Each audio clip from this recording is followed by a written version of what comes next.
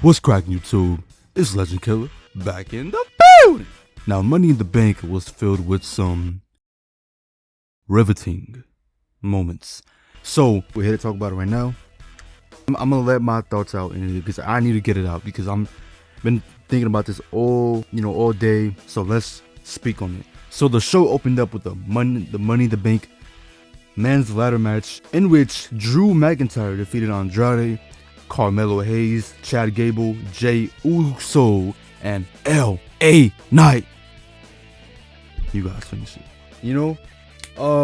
Match was cool. I mean, it wasn't nothing crazy, but it wasn't like boring. Like I was able to sit through it. One of the main like best parts of the match was when I believe it was Andrade. He did a sunset flip powerbomb to Carmelo Hayes.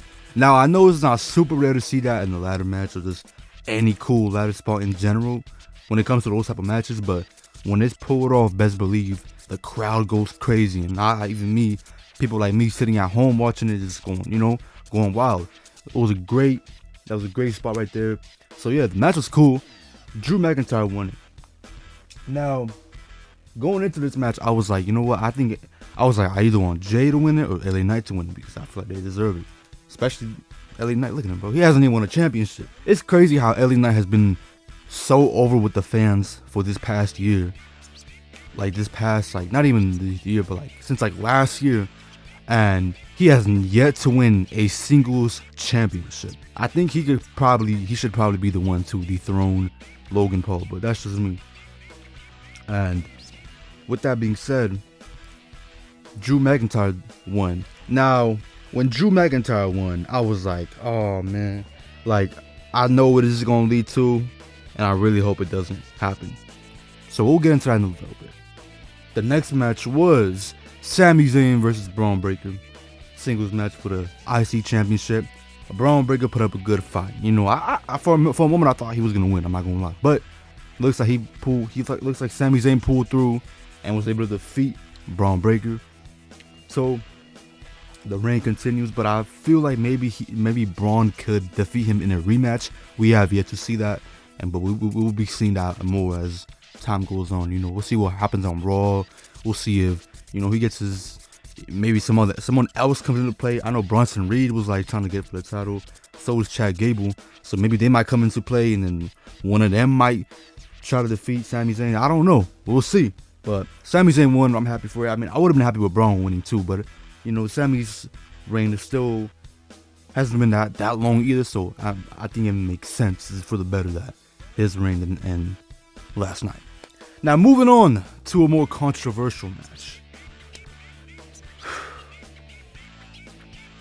Damian Priest versus Seth freaking Rollins. Now, listen. Now, the match, it was just a regular match. I mean, it was nothing crazy, honestly. I wasn't really, like, into it like that. And even going into the match itself, like, I wasn't even ready. Like, I wasn't even hyped up for it. But there was a lot of wrong moments. And the way this match was produced, it just wasn't it. So, number one, there was a botch in between the match where Damian Priest forgot to kick out, and apparently I'm not sure if this is true, but when he forgot to kick out, Drew McIntyre's music was supposed to go off, but I guess somebody in the production crew and then missed their cue, and someone must have got fired. Now that's tough. You know what I'm saying? Man, that's tough. You know what I'm saying? I ain't saying nothing, but that's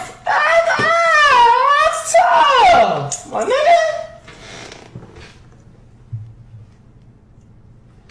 That was really what happened, and that was one botch right there. And then Drew McIntyre came out, about to cash in the Money in the Bank, and he got straight into it.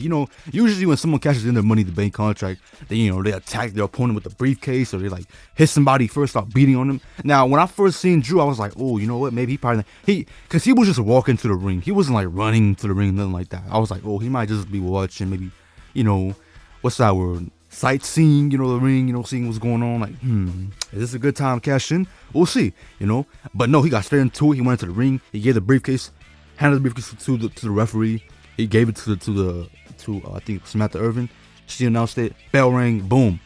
And I was like, oh, bro, this better, he better win. I'm like, he better win. Honestly, I don't feel like seeing Damian Priest as champion no longer. I mean, I'm not a big fan of his reign, but that's just my opinion. If you think he's a good world champion, that's you. I respect your opinion, you know. So love, I was like, you know what, Seth Rollins should win, but then Drew cashed in, so I'm like, oh yeah, he got it.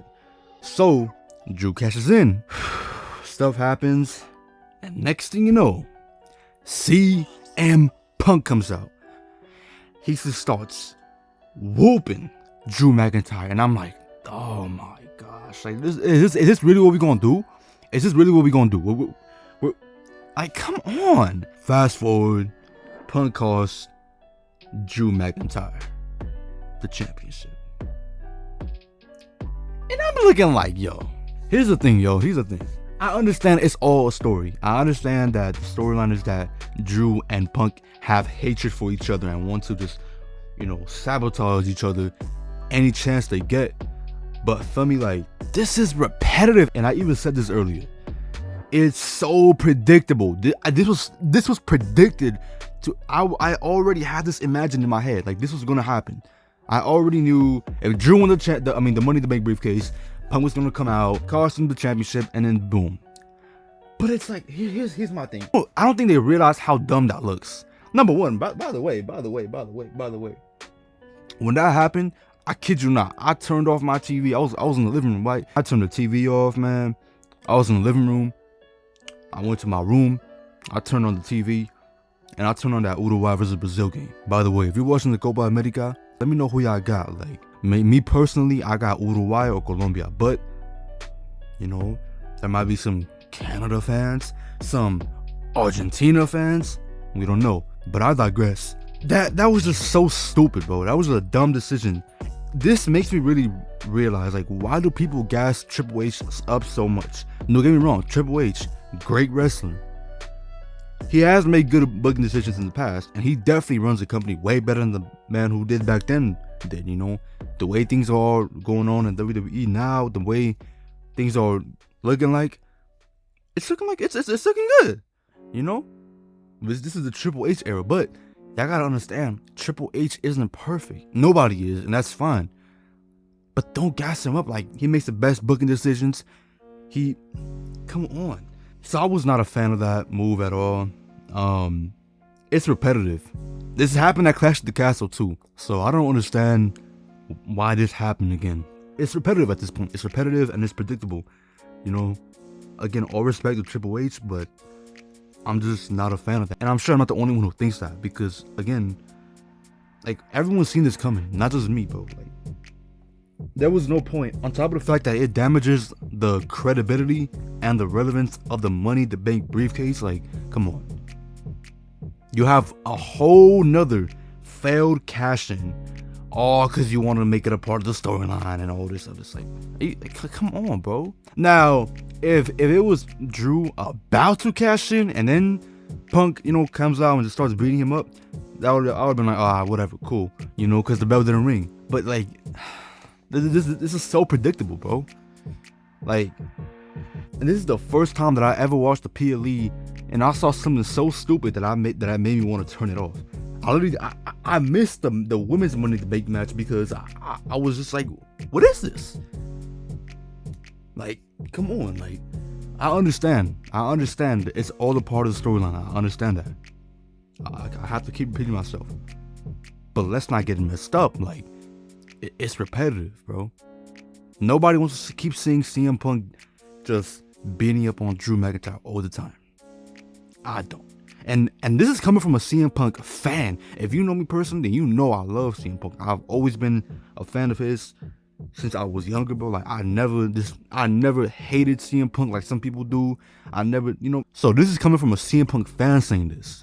I like CM Punk, but that right there, and it's not his fault, obviously. It's whoever's booking that. But if I'm CM Punk, man, I'm grabbing that paper. I'm like, get that out of here, man. I ain't doing that script. I'm just saying it's repetitive. But that's it right there. I'm not gonna speak on it too much. Triple H, do better, bro. And then I heard that this PLE was like was the worst rated WWE show of 2024 so far. It had like a 5.3 or something like that. Yo, that's a sign right there. That's a sign. That's a sign right there. If that's not a sign, then I don't know what is. I feel like the last good PLE after WrestleMania was Backlash. Ever since then, it's been a little like, I don't know. The show was just like King and Queen of the Ring was alright. Clash of the Castle was cool. It was decent. And then this show just, let me not get too deep into it. And then actually before that Damian Priest match, John Cena came out to announce that he was retiring. Well, Trish Stratus, the host of Money in the Bank, by the way, shout out Trish Stratus, by the way. That's my favorite women's wrestler of all time, GOAT of women's wrestling. But she came out to introduce John Cena, and John Cena basically announced that he was gonna he will be retiring next year. So his farewell tour will be all next year. It's gonna be crazy. It's gonna be crazy. He says he'll be working. He said he will be working Royal Rumble, Elimination Chamber, the first Raw on Netflix, and WrestleMania 41 in Vegas, which I'm hoping I will be able to go and see that man's last WrestleMania match. And I thought that meant that he was gonna be done at WrestleMania, because when he was in the ring, he clarified. Yeah, I mean, he didn't clarify. He just said that. But he later clarified in the press conference after the show that he'll be working all 2025. So it won't just be like WrestleMania and he's done. Nah. Now, what I'm hoping happens is that he's able to win the World Championship, the 17th title, once again, win the World Championship, possibly at WrestleMania for the last time, you know? Now, I've seen some people say he should win the Royal Rumble, you know, and do all that. I mean, to be honest, from what I'm seeing right now, I don't really have any. I mean, we're barely in July, right? But I don't really see or have anyone in mind who should win the Rumble right now. I mean, it's in 7 months. Like I don't really see anyone who could win the Rumble. CM Punk will be cool, but I mean, he doesn't need it. So doesn't John Cena. John Cena does not need another Rumble win. But also, it would be cool to see him win, because that means he'd be the second person after Stone Cold to win 3 Rumble matches. So that would be an interesting feat. But it's not something that I personally would like love to see. I mean, if it happens, it happens. I'm not gonna complain at all. It's John Cena. It's his last run. But that's really it, man. So with that being said, I'm gonna just say thank you, John Cena. You know, I mean, obviously he's not retiring just yet. But still, we gotta thank that man, because he has really transformed the business and made me, a pro wrestling fan, like really understand a lot that goes behind it. You know, he's one of the wrestlers who, despite how much hate he got back then, and you know, people gotta realize like he's the one who really like put people on the feet. You know, he really is what moved the company. I know 10 years ago it would sound crazy for me to be saying that, but that's what it is, man. That's what it is, bro. You know, John Cena. Wait, when he first said, "Oh, I'm here tonight to announce my retirement," yo, my heart dropped. I got chills with a bro. Like, woo! I was like, no way. I thought I was about to pull up Mark Henry for a second. Like, I was scared, bro. I was like, come on, no way he's done now. You know, cause like his last match was against what? Solo at Crown Jewel. That's your last match, bro. Like, come on. So I'm glad that he later clarified that. But John Cena, man, all respect to that man. It's all just love, you know, hustle, loyalty, respect. And speaking about John Cena, it's kind of sad that a lot of the legendary and GOAT sports players are also retiring too. Not just John Cena, but I'm talking about outside of wrestling as well, you know. I mean, I know there's been talks of, you know, soccer players retiring. We got some basketball players gonna retire soon, you know. It's a lot of people that's gonna retire, man. A lot of those people that we looked up to, that we grew up watching, not just wrestling, if you watch other sports too, a lot of them are retiring. You know, it's kind of sad.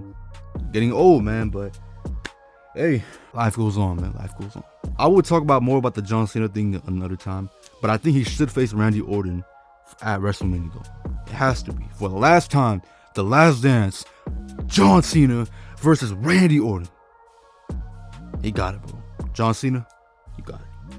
And then let's move on to the next match, which was the Women's Money in the Bank ladder match, in which Tiffany Stratton defeated Chelsea Green, Io Sky, Lyra Valkyria, I think that's how you say her name, Naomi, and Zoe Stark. Now, this one again, I wasn't watching because I was just like, bro, what was that? What was that? You know what I'm saying?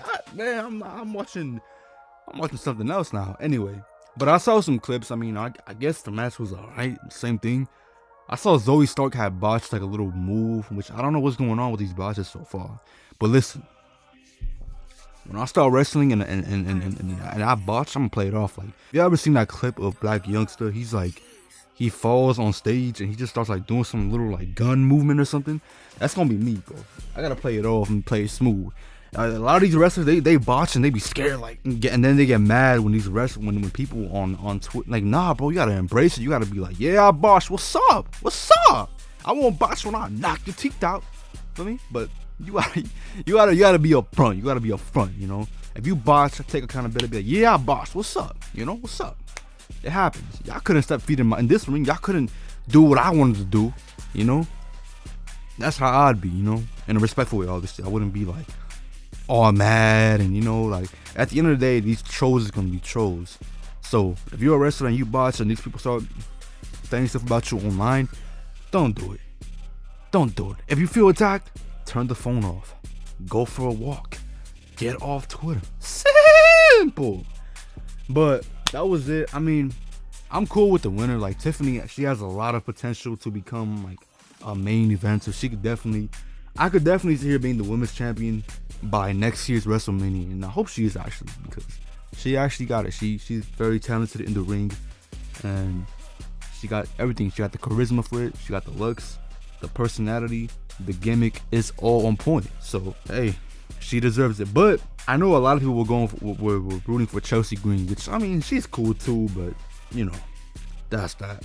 And I also would have been cool with Naomi winning. Been going crazy since she returned, but you know, she hasn't been booked the best, so that's that. But Tiffany's winning. She's cool. I wish all the other women in the match the best. I'm sure there's people who want Io Sky to win too, but I mean, she won last year, so I wouldn't have been like, I don't think it would have made much sense. By the way, has there ever been a back-to-back Money in the Bank winner? I don't even know. I don't think so. But moving on to the main event, which was the Bloodline, Solo Sikoa, Jacob Fatu, and Tama Tonga, and they defeated Cody Rhodes, Kevin Owens, and Randy Orton. I don't know how to feel about this match, honestly.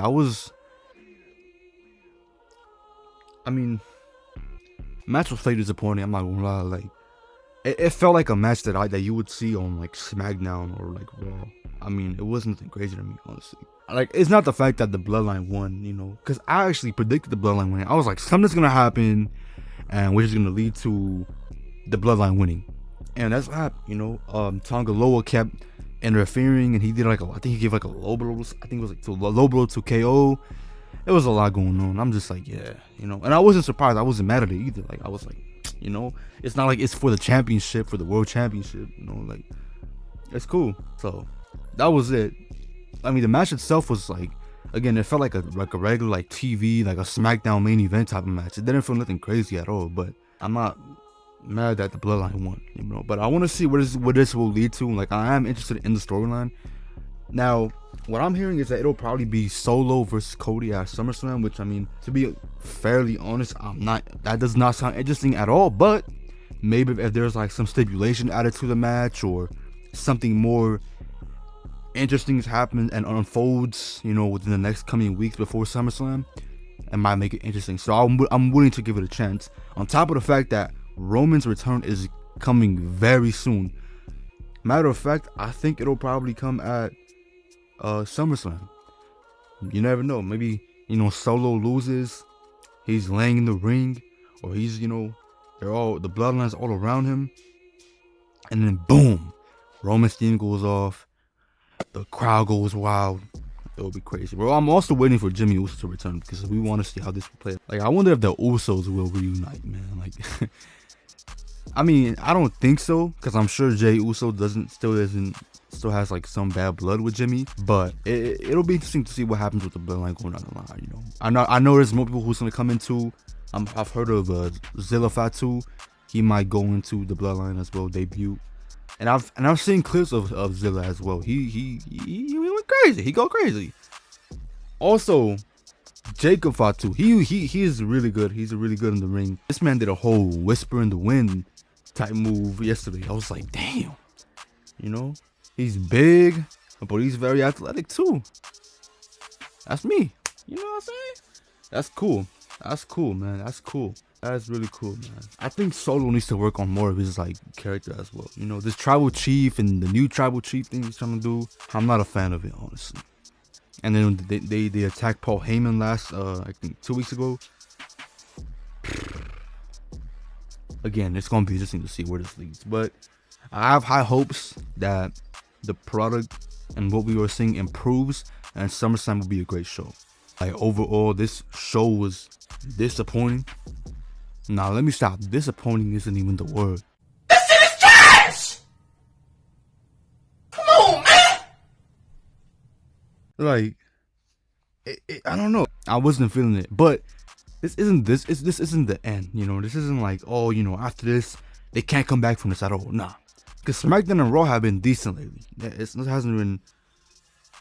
You know, it was boring like a month or two ago, but I've been getting back into it. I've been watching more Raw and SmackDown lately, and it's not that boring. You know, it's actually pretty interesting stuff that goes on. I'm also excited to see more of what the White Six will do. You know, rest in peace, Bray. And yeah, but overall, the show, Money in the Bank, not a good show, honestly. But again, it's okay. You know, this happens before. This happens.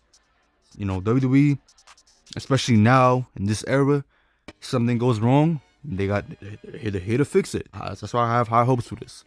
So, with that being said, let me know what you guys think of Money in the Bank 2024. Was it a good show? Did you like it? Did you dislike it? Did you find it disappointing, or were you highly entertained? Which, if you were, I mean, that's cool. Everybody sees things differently, you know? So, it's all respect and love at the end of the day, like I said earlier, you know? I'm not here to judge anybody. I'm just saying my opinion, you know? I wasn't a fan of the show, and that was it, you know? But again, I have high hopes, and here's hoping that SummerSlam will be a good show, better than these. And that's all, and that's fine. So, that being said, I love y'all. Stay positive, and I'll see you on the next one, man. Stay in the zone. The Killer Zone. Honestly, I'm not surprised. You feel me? Like, that's the thing. I get exactly what he's doing. From a marketing standpoint, I understand it fully. Like, I know exactly what he's doing. But it's like, let's not get it fucked up. The shit's weird, bro.